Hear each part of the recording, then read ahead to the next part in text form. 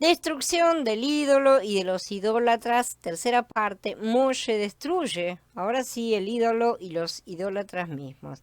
En el Pasuk 20 vemos cómo Moshe destruye. Tan pronto como Moshe se acercó al campamento y vio el becerro y el baile, se llenó de ira y lanzó las tablas de sus manos y las quebró al pie del monte. Aarón dijo que el becerro había salido del fuego, ¿no es cierto? Él había usado el fuego para moldear al becerro de oro y Moshe usó el fuego para destruir el becerro también. Después de quemar el becerro, Moshe lo molió hasta reducirlo a polvo. Recordemos que era de oro, ¿no es cierto? Entonces, esto representa justamente la divinidad. Siempre el oro es una parte de la divinidad. Sabemos que ese oro les vino no por lo que ellos hubieran ganado por sí mismos, sino por lo que Yahweh les hizo, les dio como despojo de los mitzritas, de manera que este oro que ellos habían recibido venía de parte de Yahweh mismo, ¿no es cierto? Entonces acá tenemos que todas estas cosas son las que pasan por el fuego, justamente. Este becerro de oro no pasó por el fuego, sin embargo, como podemos ver, fue destruido. Después de quemar el becerro, Moshe lo molió, dice, hasta reducirlo a polvo, lo esparció sobre las aguas y obligó a los hijos de Israel a beberlo. ¿Cuál es el significado de esto? Bueno, esto significa que finalmente los que adoran un ídolo deben beber de ese mismo ídolo que adoran. Son las aguas que fluyen de estas personas, ¿no es cierto? Eso es beber la copa que uno mismo ha llenado. Podemos comparar esto con el dicho según el cual cosechamos lo que sembramos o que comemos el resultado de lo que hacemos, ¿no es cierto? Y esto también es comparable con el juicio por los celos, recordemos, ¿no es cierto?, en el cual la mujer debe beber las aguas amargas con el polvo de la tierra, ¿sí? A un idólatra no le agrada beber el ídolo que él adora. Lo podemos confirmar por experiencia, realmente. O sea, beberlo quiere decir tragarnos ese sapo que hemos construido. Todo lo que adoramos como ídolo se convierte finalmente en el agua amarga que debemos beber, esa copa de la ira, ¿sí?, que nosotros mismos hemos llenado. En el pasado todos teníamos ídolos y finalmente terminamos bebiéndolos. Ciertamente Yahweh hizo que los bebiéramos porque ese es el castigo, ese es el juicio por esas cosas. Beber ídolos no es ningún deleite, ¿sí? Es un castigo y esto es un principio. Los ídolos que adoramos se convertirán siempre en el agua de la copa que debemos beber, a menos que los desechemos nosotros mismos, obviamente. Ningún relato especifica que Elohim le pidiera a Moshe que quemara el becerro de oro, lo moliera, lo redujera a polvo, esparciera el polvo en el agua, ¿sí?, forzara a los idólatras a verlo. En ningún momento él dice nada. No obstante, Moshe actuó así conforme al corazón de Elohim y Yahweh estaba complacido con lo que hizo Moshe. En Shemot 32 del 21 al 24, Moshe reprende a Aarón, que era el que había hecho el ídolo, ¿no es cierto? En los Pasukim del 25 al 29, él destruyó a los adoradores del ídolo ahora. Moshe vio que el pueblo estaba fuera de control, ya que Aarón le había permitido perder el control, de modo que eran una amenaza a cualquiera que se les opusiera. Estaban bastante bebidos, bastante descontrolados, ¿no es cierto?, y agresivos. Moshe se paró a la entrada del campamento y dijo: todo el que esté de parte de Yahweh venga aquí. Y todos los hijos de Leví se le unieron. Él les dijo: así dice Yahweh, el Elohim de Israel, cada uno de ustedes pónganse la espada al muslo, pasen de aquí para allá y de allá para acá, de puerta a puerta a través del campamento, y maten hermano, vecino y parientes. Y los levitas hicieron como Moshe había encargado, y como 3000 del pueblo cayeron aquel día. Viendo que el pueblo estaba desenfrenado, Moshe llamó entonces a los vencedores. El culto al becerro de oro causó división, como ya vimos, pero el llamado de Moshe no causó ninguna división. Él produjo una purificación, ¿sí? ¿Nos atreveríamos a actuar como Moshe? O más probablemente diríamos algo así como: no puedo atacar a mi hermano, no puedo atacar a mi hermano porque eso no es una cosa de cristianos, es una cosa de creyentes, eso no es así, no puedo atacar a mi hermano. Por supuesto no somos llamados a matar literalmente, ¿sí? Pero sí a ejercer el celo espiritual por Yahweh. ciertamente debemos ejercerlo. Si nuestro hermano está adorando becerros, tenemos que exponer eso delante del hermano, en primer lugar, para que lo vea, y delante del resto, para que también los que están acompañando en eso se den cuenta, abran los ojos y vean. Entonces, ¿seríamos realmente capaces de poner la honra de Yahweh por encima de hermanos que al parecer no formaban parte de la familia? Eso es lo que Yahweh pide. Es necesario tener una firme posición para no permitir que nuestros sentimientos, ¿no es cierto?, intervengan en los asuntos del Padre, mucho menos contra sus órdenes directas, ¿no es cierto? Y mucho menos debemos colocarlos en primer lugar y dejarlos ahí y decir, no, no puedo hacer esto a la otra persona porque va en contra de lo que me enseñaron en este sistema. Y sin embargo es una orden de Yahweh. Y esta fue una orden bien directa. Mayormente no se nos dirá de matar a nadie literalmente, como hemos dicho. Y sin embargo en muchos momentos debemos ejecutar, por así decir, a ciertos hermanos que están haciendo cosas que no son las correctas. Esto produjo un resultado. Los hijos de Leví fueron separados de sus hermanos para reemplazar a la nación entera, ¿sí?, para el sacerdocio de Elohim. Moshe dijo, dedíquense a Yahweh en este día, porque cada uno de ustedes ha estado contra hijo y hermano, para que Él les otorgue hoy su bendición. Devarim también lo menciona, dice en el capítulo 33, de Leví dijo que tu Tumin y tu Urim sean con tu fiel, a quien probaste en Masá, desafiaste en las aguas de Meribá, que dijo de su padre y de su madre, no los conozco. A sus hermanos no tomó en cuenta e ignoró a sus propios hijos. Tus preceptos solamente observaron y guardaron tu alianza. Ellos le enseñarán tus leyes a Jacob y tus instrucciones a Israel. Te ofrecerán incienso para oler y ofrendas enteras en tu altar. En otras palabras, los nevitas negaron hasta su parentesco con los adoradores del becerro de oro.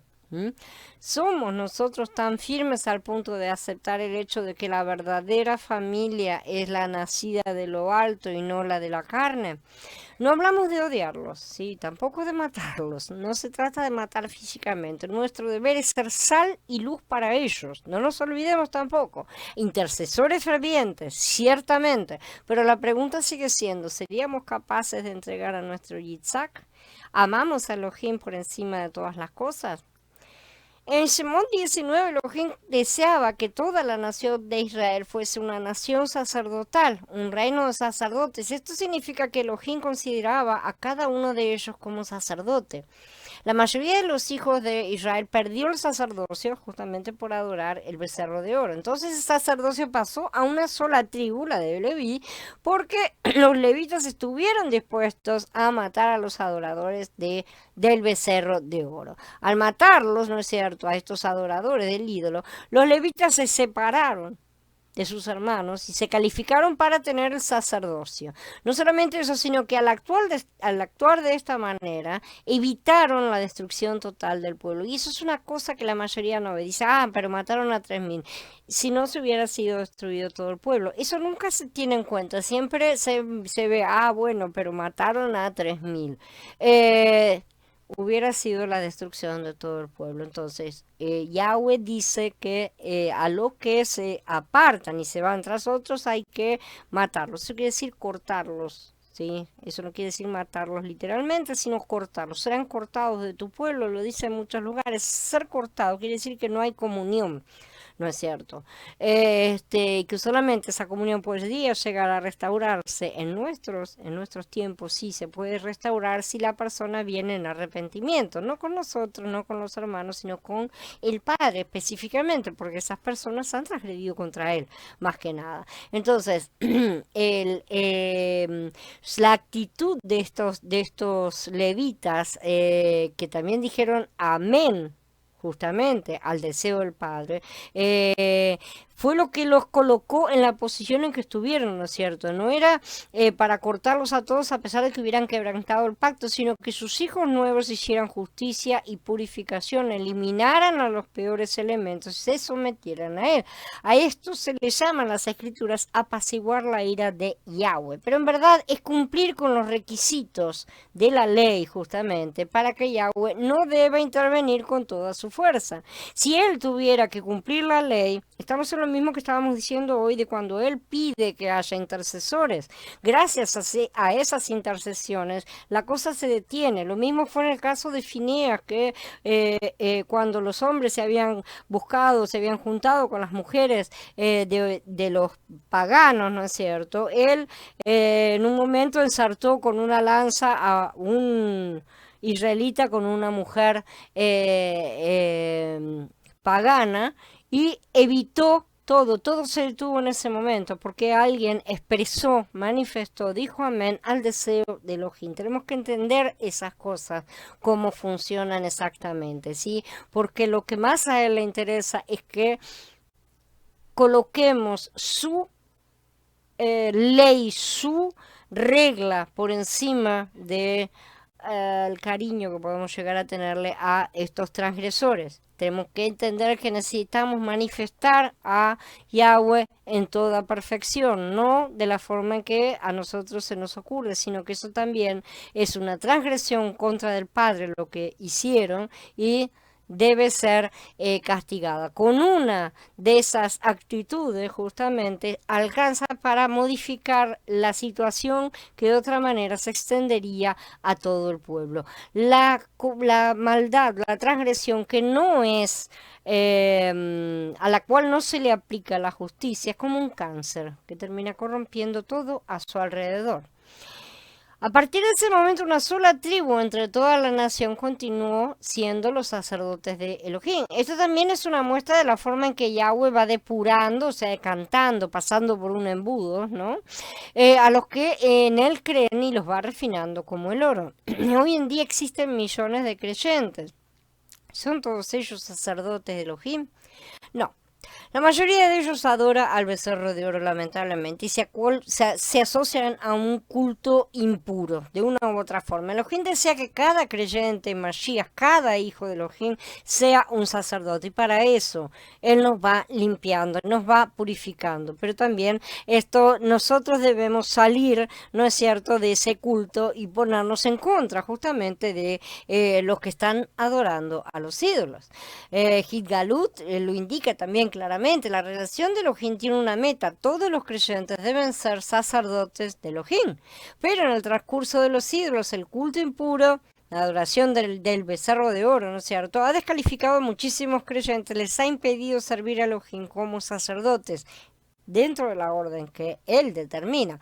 El culto impuro fue la causa por la cual la mayoría de los creyentes ha perdido su sacerdocio, ¿sí? Así como una sola tribu poseía el sacerdocio en el Tanaj, existe ahora una minoría que por su fidelidad a Elohim mata al culto impuro, ¿sí? Y guarda de esta manera el sacerdocio. Ustedes ven que todas las cosas se repiten porque son cuadros, ¿sí? Estos son justamente los vencedores. Si en verdad somos fieles a Elohim en todo lo que nos revela, vamos a pasar por persecuciones, oposición, calumnias, difamación, todo, ¿no es cierto? Porque no estaremos dispuestos a perder nuestro sacerdocio, que es el premio que Yahweh ha colocado para nosotros. El Urim y el Tumim nos acompañan porque tenemos el sacerdocio, eso es promesa. Esta es la razón por la cual recibimos luz de las Escrituras. Cuando abrimos la palabra de Elohim recibimos iluminación, porque el Urim y el Tumim acompañará a los levitas, ¿no es cierto? Acompañará al sacerdocio. Esta es la experiencia del Urim y del Tumim, los cuales son una gran bendición para los que guardan el sacerdocio de Elohim. A los levitas se les concedió el derecho de tener el sacerdocio del Urim y el Tumim, ¿sí?